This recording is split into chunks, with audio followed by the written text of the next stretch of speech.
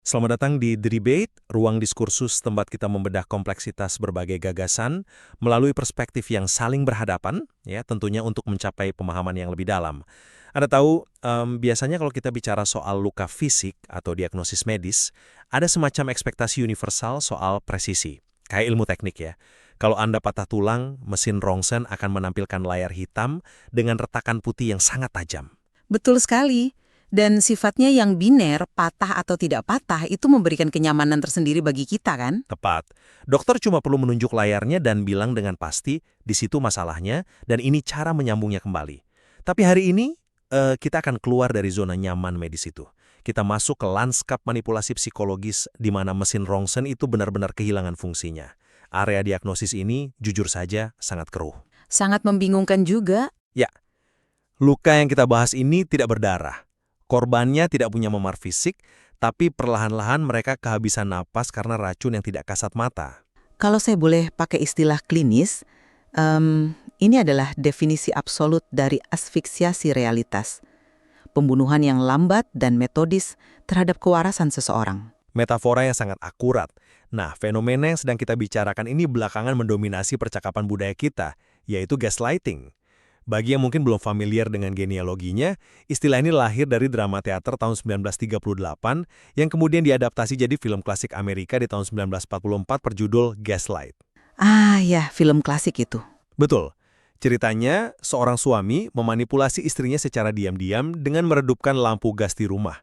Tapi saat istrinya bertanya kenapa gelap, suaminya bersikeras bahwa cahayanya normal. Manipulasi realitas yang terus-menerus, yang pada akhirnya membuat sang istri mempertanyakan kewarasannya sendiri. Sangat mengerikan. Benar. Dan sekarang istilah itu meledak dalam penggunaan modern. Bahkan dinobatkan sebagai Word of the Year oleh Merriam-Webster pada tahun 2022. Dari sini, pertanyaan sentral kita hari ini terbentuk. Apakah gaslighting pada dasarnya murni fenomena psikologis interpersonal yang didorong oleh patologi individu?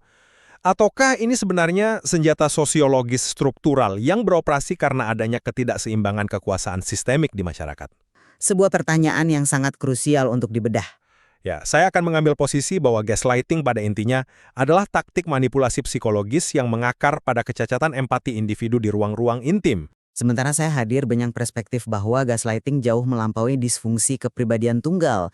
Saya berpendapat ini adalah mekanisme sosiologis yang sangat bergantung pada hierarki kekuasaan dan bias sistemik untuk bisa melucuti otoritas realitas korbannya. Oke, mari kita mulai dari fondasi psikologisnya dulu. Dari literatur klinis, daya hancur tertinggi gaslighting justru terjadi di dalam gelembung keintiman. Kita bicara soal hubungan romantis, keluarga, atau persahabatan erat. Psikoanalis Dr. Robin Stern memperkenalkan konsep yang disebut gaslight tango. Ah, gaslight tango, tarian psikologis. Betul, karena tarian ini butuh partisipasi dua pihak. Di satu sisi ada pelaku, biasanya menghidap kelainan narsistik atau borderline. Ego mereka sangat rapuh, jadi mereka harus selalu benar dengan cara menulis ulang sejarah. Di sisi lain, ada korban. Mengapa korban ikut menari? Karena korban punya kebutuhan mendalam akan persetujuan dari pelaku. Murni didorong oleh arsitektur psikologis individu. Saya melihat hal ini dari sudut pandang yang berbeda. Argumen bahwa ini murni kegagalan empati individu, apalagi dengan metafora tarian tango tadi, itu bagi saya mengandung penyederhanaan yang agak berbahaya. Berbahaya bagaimana maksud Anda? Gini, kata tarian itu mengimplikasikan adanya semacam mutualisme, ada tanggung jawab bersama. Ini secara tidak langsung menempatkan beban pada korban, karena dianggap memilih untuk ikut menari. Padahal kalau kita merujuk pada sosiolog Paige L. Sweet, gaslighting bukan sekedar insiden terisolasi. Ini adalah taktik yang meminjam kekuatan dari luar. Maksudnya pelaku tidak menciptakan manipulasi dari ruang hampa? Sama sekali tidak. Pelaku menggunakan amunisi yang sudah disediakan oleh ketidaksetaraan struktural, seperti stereotip gender atau ras. Ambil contoh racial gaslighting atau medical gaslighting. Ketika seorang perempuan kulit hitam datang ke UGD dengan rasa sakit fisik yang ekstrim, lalu dokter bilang, oh Anda cuma mengalami kecemasan berlebihan. Ya, itu sering terjadi. Nah, itu bukan karena dokternya punya kepribadian narsistik kan? Itu adalah institusi otoritatif yang mengabaikan realitas kelompok marginal karena sistem medis kita dibangun di atas bias. Tidak ada tarian tango di situ. Yang ada hanya dominasi hierarki makro yang menghancurkan realitas pasien. Itu poin yang patut diperhitungkan. Tapi justru pelebaran definisi ke skala institusional inilah yang bermasalah. Ketika kita memaksakan konsep gaslighting pada setiap ketidakadilan sistemik, kita kehilangan ketajaman maknanya. Kehilangan ketajaman bagaimana? Laporan investigasi dari The Washington Post menyoroti bahwa gaslighting sudah direduksi jadi sekedar buzzword di media sosial. Seseorang berbeda pendapat di kantor dituduh gaslighting. Berbohong soal perselingkuhan dituduh gaslighting. Menyebut perdebatan biasa sebagai gaslighting itu sama seperti menyebut hujan lebat sebagai perubahan iklim ekstrim. Tapi saya rasa kita perlu memisahkan antara miskonsepsi publik di internet dengan esensi taktik itu sendiri ya. Tapi bahasa membentuk persepsi, dan pengenceran ini mengaburkan kerusakan aslinya. Mekanisme asli gaslighting itu butuh waktu bertahun-tahun, isolasi paksa dan disonansi kognitif ekstrim. Menggeser fokusnya ke institusi membuat diagnosis ini jadi terlampau luas dan tumpul. Saya memahami kekhawatiran Anda soal presisi klinis. Media sosial memang sering mendistorsi istilah medis. Tapi, apakah Anda sudah mempertimbangkan bahwa perluasan istilah ini bukanlah pengenceran, melainkan kebangkitan kesadaran atas sesuatu yang selama ini tidak punya nama? Filsuf Keith Abramson menyatakan, ini bukan cuma soal epistemik, ini pelanggaran moral yang mengeksploitasi stereotip fanatik. Bagaimana tepatnya eksploitasi moral ini bisa dipraktikkan secara institusional? Mari kita bedah sejarah metode dekomposisi atau Zersetzung oleh polisi rahasia Stasi di Jerman Timur dekade 70-an. Mereka sadar kalau memenjarakan target politik hanya memicu perlawanan, jadi mereka menggunakan gaslighting yang didanai negara. Wow, didanai negara. Seperti apa praktiknya? Agen Stasi menyusup ke apartemen target. Mereka tidak merusak barang, mereka memindahkan letak handuk di kamar mandi, mengganti merek teh di dapur, memajukan jarum jam weker 15 menit. Sebuah manipulasi lingkungan fisik yang mikroskopis ya? Sangat mikroskopis. Mengapa? Karena kalau teh Anda berubah, Anda pikir Anda lupa. Besoknya jam berubah, Anda pikir Anda ceroboh. Setelah 6 bulan hal ini terjadi setiap hari, Anda tidak lagi percaya pada ingatan dasar Anda sendiri. Dan kalau Anda merasa gila, Anda tidak akan mampu memimpin gerakan politik. Skalanya jelas melampaui konflik suami istri. Contoh Stasi itu memang brilian dan mengerikan. Tapi saya berargumen bahwa daya hantur Stasi justru membuktikan poin saya. Metode Zersetzung menjadi mematikan karena ia secara artifisial meretas keintiman ranah personal. Taktik itu menyusup ke ruang yang seharusnya paling aman, yaitu rumah. Oke, tapi tetap saja aktor utamanya adalah mesin institusi kan? Benar, tapi mari kita tarik kembali ke dinamika sehari-hari sejak awal kehidupan. Psikolog Dr. Johnny Swab menguraikan akar kerentanan ini melalui tipe keluarga yang manipulatif. Misalnya, keluarga ikatan ganda atau double bind. Anak pulang bawa nilai B dimarahi karena kurang usaha. Anak belajar mati-matian dapat nilai A, lalu dimarahi lagi karena antisosial dan tidak punya teman. Sebuah situasi di mana Anda tidak mungkin menang. Tidak mungkin menang, dan yang lebih menghancurkan adalah tipe keluarga abai secara emosional. Bayangkan analogi ini. Sejak Anda lahir, orang tua Anda bersikap seolah lengan kanan Anda tidak ada. Kalau Anda mengeluh lengan Anda sakit, mereka menatap dengan kebingungan. Analogi yang sangat kuat. Setelah belasan tahun diperlakukan begitu, Anda tidak akan percaya lengan kanan Anda eksis. Anda akan mengamputasinya dari kesadaran Anda. Inilah yang dilakukan orang tua yang mengabaikan emosi anaknya. Mereka menanamkan keyakinan bahwa emosi sang anak tidak nyata. Untuk menghasilkan kerusakan kognitif sefatal ini, Anda tidak butuh negara atau birokrasi, Anda murni butuh kegagalan empati antar manusia. Saya sama sekali tidak mencoba meremehkan trauma pengabaian masa kecil. Penghancuran kompas realitas memang sering bermula di sana. Tapi argumen saya, kita tidak bisa berhenti pada analisis keluarga tersebut. Mari kita ambil analogi lengan kanan tadi dan pindahkan korbannya dari rumah ke sebuah ruang periksa medis. Jadi Anda mengarahkan fokus kita ke medical gaslighting lagi. Ya, karena kita tidak bisa paham fenomena ini tanpa datanya. Perempuan dengan endometriosis butuh rata-rata 7 hingga 10 tahun hanya untuk dapat diagnosis awal.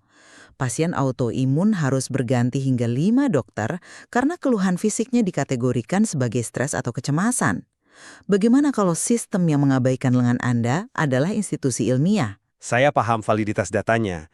Tapi pertanyaan intinya tetap, apakah dokter-dokter tersebut melakukan gaslighting dengan niat jahat terencana untuk membuat pasien gila, seperti di film Gaslight? Nah, disinilah mekanisme sosiologis beroperasi. Niat individu sang dokter jadi tidak relevan ketika sistemnya sendiri yang bertindak sebagai mesin manipulasi. Kenapa dokter melakukan itu? Karena dunia medis secara historis punya bias androsentris, tubuh laki-laki jadi standar. Maksud Anda, keluhan perempuan dianggap sebagai penyimpangan. Tepat sekali, dianggap terlalu emosional. Laporan Office on Women's Health menemukan hampir 40% wanita yang pengalamannya diabaikan otoritas medis akhirnya mengalami depresi klinis.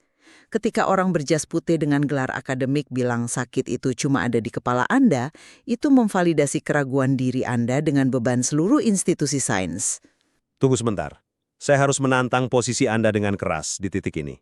Saya melihat bahaya besar dalam paradigma pemulihan kalau kita mengadopsi pendekatan sosiologis Anda sepenuhnya.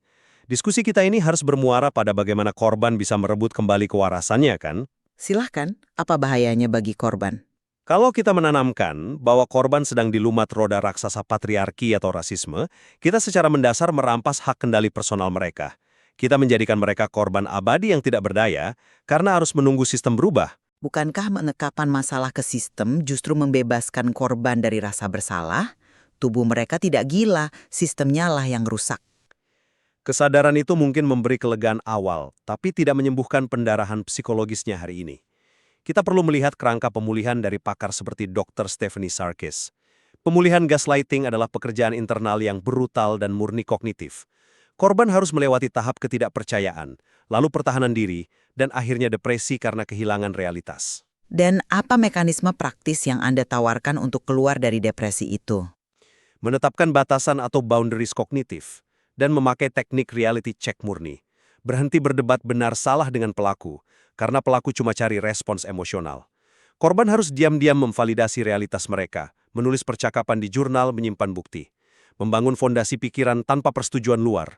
Tanggung jawab pemulihan mutlak ada pada resiliensi individu. Saya tidak meremehkan betapa krusialnya pertolongan pertama melalui penjurnalan itu.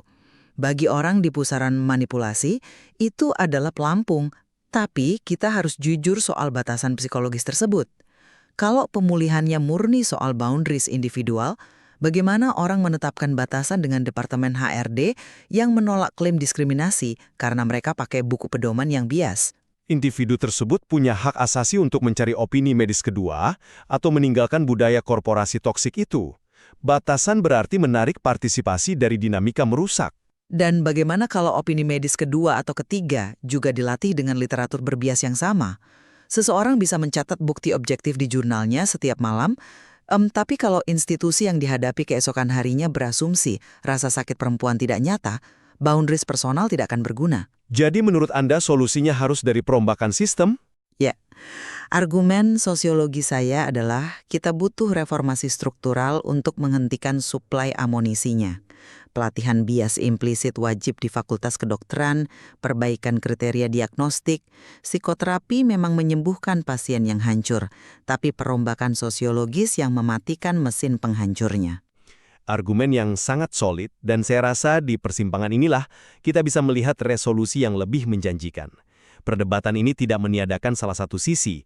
Dari perspektif saya, gaslighting akan selalu jadi pelanggaran yang sangat intim. Ini adalah invasi ke arsitektur kognitif yang memanifestasi dalam hubungan antar manusia, digerakkan oleh kecacatan empati. Dan kalau saya merangkum perspektif saya, meskipun rasa sakitnya dialami secara personal, pelaku gaslighting hampir tidak pernah bekerja tanpa bantuan. Serangan psikologis mereka efektif justru karena mereka menembakkan proyektil dari ketidaksetaraan masyarakat dan institusi yang bias. Namun, setelah kita membongkar mekanismenya, ada satu titik temu yang sangat benderang di antara kita berdua. Terlepas dari pelakunya adalah pasangan manipulatif atau dokter yang meremehkan keluhan Anda, kita sepakat bahwa penawar absolut bagi gaslighting adalah validasi. Sepenuhnya sepakat. Validasi adalah restorasi otoritas epistemik korban. Menatap seseorang yang dibuat meragukan lengannya sendiri dan bilang, lengan Anda ada di sana, rasa sakit Anda nyata. Itu langkah radikal menuju keadilan klinis maupun sosial. Membedah gaslighting mengharuskan kita menatapnya sebagai racun interpersonal sekaligus cermin retakan struktural peradaban kita ya. Benar, kembali ke metafora awal Anda. Kalau gaslighting adalah gas beracun tak kasat mata, diskursus kita hari ini berfungsi sebagai kacamata inframerahnya. Kita jadi bisa melihat aliran racun itu, baik saat ditiupkan secara personal atau dipompa dari sistem institusi. Sebuah konklusi yang sangat menggugah. Kami mengundang Anda, para pendengar, untuk terus menjelajahi literatur dan merefleksikan bagaimana mekanisme ini bersinggungan dengan hidup Anda. Di ruang ini tidak ada pemenang mutlak. Untuk menutup diskusi hari ini, ada sebuah pertanyaan terakhir yang perlu Anda jawab sendiri. Ketika Anda mulai meragukan kewarasan dan realitas Anda, suara siapa yang sebenarnya sedang Anda dengar di dalam kepala Anda? Pertanyaan yang sangat krusial. Terima kasih atas pertukaran ide yang luar biasa ini. Dan sampai jumpa di diskursus selanjutnya.